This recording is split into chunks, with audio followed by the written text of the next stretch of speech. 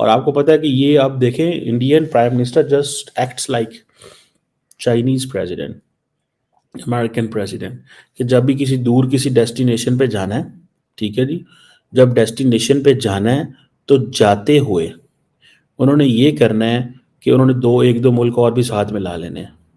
अब सारी बात है, इंडिया से ब्राज़ील की फ़्लाइट तो लंबी है, खैर वो तो अपने चार्टर्ड जहाज़ पे जाते हैं, वो तो ले सकते हैं direct flight, but the question it's better you stop somewhere in Africa, you take a break, you cherish the memories with Nigeria, you engage with that country, because वो आपको अच्छी भली इकोनॉमिक रिलेशंस हैं। बड़ी खबर नाइजीरिया से आ रही है, जहां पर 3 दिन के दौरे पर नाइजीरिया पहुंचे प्रधानमंत्री नरेंद्र मोदी।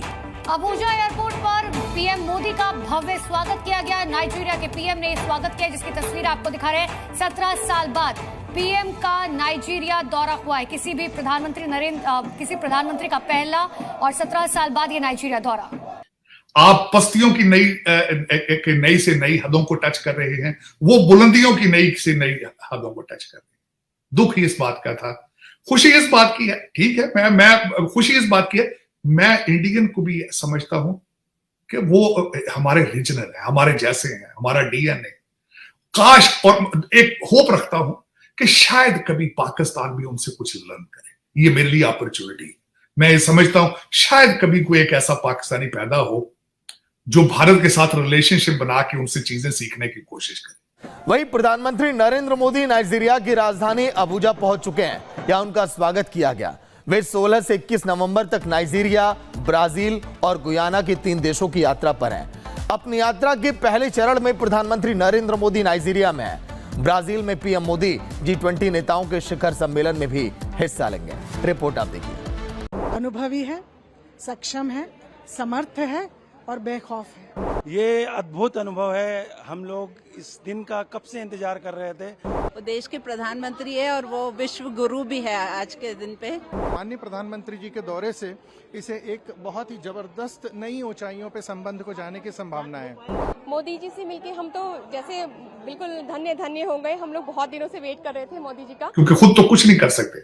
खुद तो अब हालात ये आ चुके हैं कि अफगानी जो मेरा मतलब जिनको आप पत्थर के जमाने के लोग कहते हैं, अब उन्होंने भी अगले दिन अपने उनका नेशनल बयान आया है कि we are concerned about the situation cross the border. तो जब ये सर्कमस्टांसेस, उसमें आके रोना आता है अपने मुल्क पे, खुशी उन पे होती है कि चले हमारा रीजनल है यार, हमारे जैसे ही हैं, हमारी जुबान बोलते हैं। मैं तो उनको भी भाई कहता हूं, हमारे भाई हैं वो। तो वो तरक्कियों पे जा रहे हैं, ग्रो कर रहे हैं। कभी हो सकता है पाकिस्तान में कोई ऐसा लीडर पैदा हो जो कहे कि नहीं, वो learn from India and we will change our policy, बजाय जिहाद वाली साइड से वो हो सकता है डिजिटल पाकिस्तान की तरफ जाना शुरू कर। लेकिन देखिए, ये एक दीवाने का ख्वाब है। मेरे जैसा बंदा है वो, मैं हमेशा कोशिश करता हूं कि अपने आप को ऑप्टिमिस्टिक रखने की कोशिश करूं। हालांकि जो गुंजाइश आपने कर दी है, जिस तरीके से आपने अगले दिन किया है कि आपकी एक आला अदालत के अंदर एक मुल्जम इसलिए कह रहा हूं कि अभी इल्जाम है, प्रूव नहीं हुआ, जब उसके लिए फरमाइश की गई है कि मर्सिडीज गाड़ी लाई जाए और जजों के गेट से आ जाए, और उनको देखते ही उनकी खुशी की इंतहा नहीं रही, और उन्होंने सिर्फ आगे होके गले नहीं लगाया, होता है वो भी शायद लगा लेते, और फिर उन्होंने उनके रिहायशगाह का बंदोबस्त किया। उन्होंने कहा कि खाने का बंदोबस्त किया जाए, 10 लोग आके वहां पे मिले, उनकी दिलजोई की जाए। और मेरे ख्याल में तो मैं आई वाज शॉक्ड।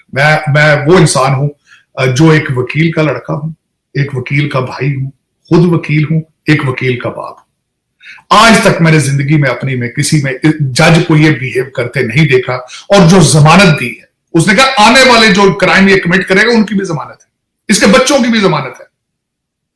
ये खुदा का अवतार है। ये सजदे करो इसको। ऑलमोस्ट नौज बिल्लाह, मैं ये तो नहीं कह सकता, लेकिन almost it's very close to. जमानत इस टाइप की थी कि किसी जुर्म के इसको हाथ नहीं लगाना चाहिए। ये बेदबी है, इसको हाथ लगाना बेदबी है। आज तक मैंने जिंदगी में किसी जुडिशियल प्रोसीडिंग कोई किसी में मैंने इस तरह की बिहेवियर नहीं देखा। और जिस तरह जब ये मुल्क इस तरह जब कंट्री ये करते हैं तो फिर क्या होता है?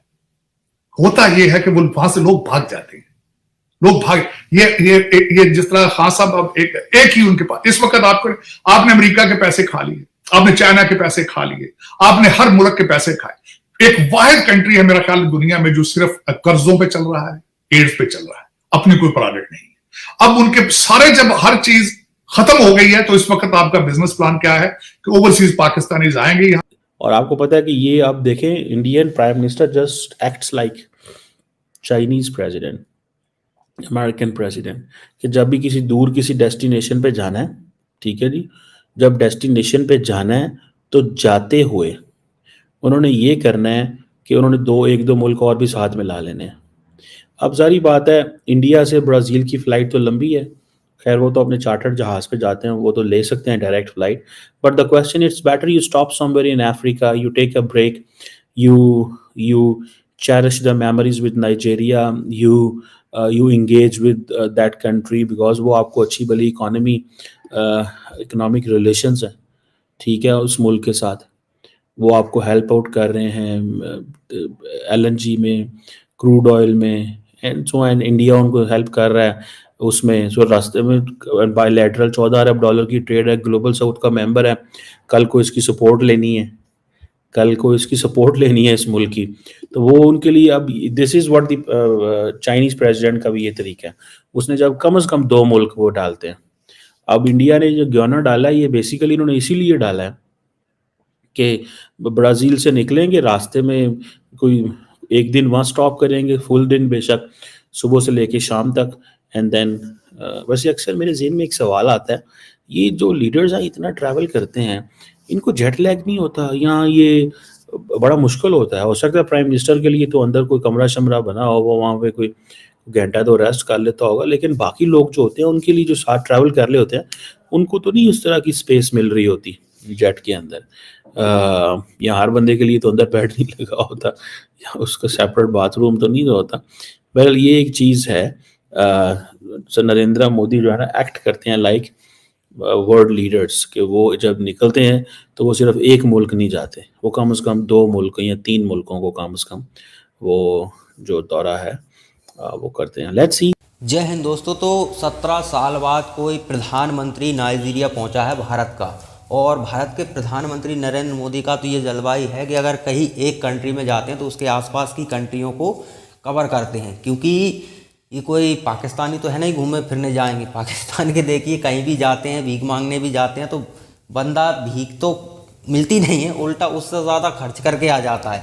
ये पाकिस्तान में होता रहा है। पाकिस्तान के विदेश मंत्री को आप देख लीजिए, जितना काम वो लोग विदेशों में जाकर नहीं कर पाते उससे ज़्यादा ये खर्चा कर देते हैं। और ऐसे टाइम पे जिस समय पाकिस्तान की स्थिति इतनी ख़राब है, तो भारत के प्रधानमंत्री अगर कहीं जाते हैं तो वो देखते हैं कि अगर मैं एक देश जा रहा हूं तो आसपास कई और देश हैं क्या, वहां पर हम क्या कर सकते हैं, किस हिसाब से उनसे रिश्ते सुधार सकते हैं। और स्वाभाविक सी बात है, देखिए आपको अगर पावरफुल बनना है तो आपको दुनिया को साथ लेकर चलना पड़ेगा। ज़्यादातर देश आपके साथ होने ही होने चाहिए, क्योंकि अब अमेरिका को देख लीजिए आप, अमेरिका पूरा पश्चिमी देश जितने भी हैं सब अमेरिका के हिसाब से चलते हैं। अब चाहे उन्हें गुलाम कह लो या पिछलग्गू कह लो, कुछ भी कह लो, अमेरिका ने कह दिया ये तो सभी को वही करना पड़ता है, और कर रहा है। वो एग्जाम्पल सबके सामने है। तो भारत अगर कई देशों को अपने साथ लेकर चलता है, और भारत का लेकर चलने का मतलब ये नहीं है कि भारत किसी को गुलाम बनाता हो। आस पड़ोस में कितने छोटे छोटे देश हैं, हम उन्हें बजट उनका डिसाइड कर रहे हैं, हम उन्हें हर तरह की मदद देते हैं। वो जब कंगाल होने पर आते हैं, एग्जाम्पल के लिए श्रीलंका, तो हम उनकी मदद करते हैं, पैसा देते हैं, 3-3, 4-4 बिलियन डॉलर उन्हें दे रहे हैं हम। ये बहुत बड़ी रकम होती है। इतनी रकम अगर चाय ना दे तो न जाने कितनी ज़मीनें हड़प ले उनकी। लेकिन भारत मदद करता है, लेकिन उसके पीछे इस तरह का ये उद्देश्य नहीं होता कि हम सामने वाली पार्टी को कोई नुकसान पहुंचाएं। हमारा ये उद्देश्य नहीं होता। हमारा ये उद्देश्य होता है कि उनके संबंध हमारे साथ बेहतर हों, हम उनकी मदद कर रहे हैं तो उनको रियलाइज़ होना चाहिए कि नहीं, ये देश वाकई में हमारी मदद कर सकता है। और इस देश के साथ होने से आपको लगेगा कि नहीं, ये देश भले बड़ा हो, पावरफुल हो, लेकिन आपके लिए आपके दोस्त जैसा है, दोस्त की तरह वो आपकी मदद करेगा, ना कि आपको गुलाम बनाकर, ना कि आपको अपना पिछलग्गू बनाकर, जैसा कि चीन और अमेरिका करते हैं। लेकिन भारत का तरीका थोड़ा अलग है। और ये भारत, क्योंकि भारत बुद्ध का देश है, और बुद्ध के देश में इस तरह की मानसिकता नहीं होती कि इसे हड़प लो, उसे ये कर दो, उसे वो कर दो, इसका वैसा कर दो। इस तरह की मानसिकता भारत में नहीं है। भारत थोड़ा अलग हिसाब से चलता है। भारत दिलों को जीतना चाहता है, सीधी सी बात यह है। भारत अगर अफगानिस्तान में भी डेवलपमेंट के काम करता है, तो वो इसलिए करता है वहाँ के लोगों को सहूलियत मिल सके। जबकि वहाँ के लोग तो सभी रेडिकलाइज हैं, वो तो चाहते हैं कि भारत में जो हिंदू रह रहे हैं उनको किस तरह से ख़त्म किया जाए, क्योंकि बेचारों को जन्नत भी तभी मिलेगी। हालांकि वो उनकी सोच है, लेकिन भारत की सोच, भारत अपने हिसाब से चलता है। भारत अगर सभी देशों की तरह करने लगे तो ये लाइन में 2 मिनट में आ जाएंगे, क्योंकि सीधी सी बात है, आप किसी को प्यार से समझा रहे हैं, प्यार से वो आपकी शराफत का फ़ायदा उठा रहा है, फिर आप कुटाई करते हो। जब कुटाई करते हो तो वो लाइन पर आ जाता है, फिर उसे समझ आ जाता है कि नहीं, हाँ थोड़ी सी यहाँ पर गड़बड़ है। अब भारत के प्रधानमंत्री नाइजीरिया पहुँचे, वहाँ पर उनका भव्य स्वागत हुआ, लेकिन नाइजीरिया ऐसे घूमने तो पहुँचे नहीं होंगे, कुछ ना कुछ उनके दिमाग में प्लान चल रहा होगा। और नाइजीरिया के आसपास जो देश हैं जिनसे हमारे संबंध बेहतर हो सकते हैं, उनसे वो स्वाभाविक सी वहाँ पे उनका दौरा रहेगा, क्योंकि भारत के प्रधानमंत्री कहीं भी जाते हैं तो बिना किसी मकसद के नहीं जाते, कुछ ना कुछ फ़ायदा उन्हें वहाँ से दिख रहा होता है और वो भारत के हित में होता है। तो पाकिस्तानी यहाँ पर चर्चा कर रहे हैं कि भारत के प्रधानमंत्री यहाँ जाते हैं, वहाँ जाते हैं, ये करते हैं, वो करते हैं, दुनिया से अपने संबंध हम क्यों नहीं कर रहे हैं। अब मुझे ये समझ नहीं आ रहा कि तुम करो कैसे, तुम देने क्या जाओगे, लेने ही जा सकते हो। लेने जाने वाला और देने जाने वालों में अंतर होता है। भारत अगर किसी छोटे देश के पास जा रहा है तो उस छोटे देश से भारत हो सकता है कुछ ले, लेकिन उस छोटे देश को बराबर उससे ज़्यादा फ़ायदा पहुंचाएगा भारत। आप सिर्फ लेना जानते हो, आपने कभी देना सीखा ही नहीं। आपने दुनिया से लिया ही है, वही आदत आपको पड़ी हुई है, तो आप भारत से अपने आप को कंपेयर करते हो। तो मामले भी तो अलग अलग हैं, एक सिर्फ लेना ही जानता है, दूसरा देना भी जानता है, तो इन दोनों में ज़मीन आसमान का फ़र्क है।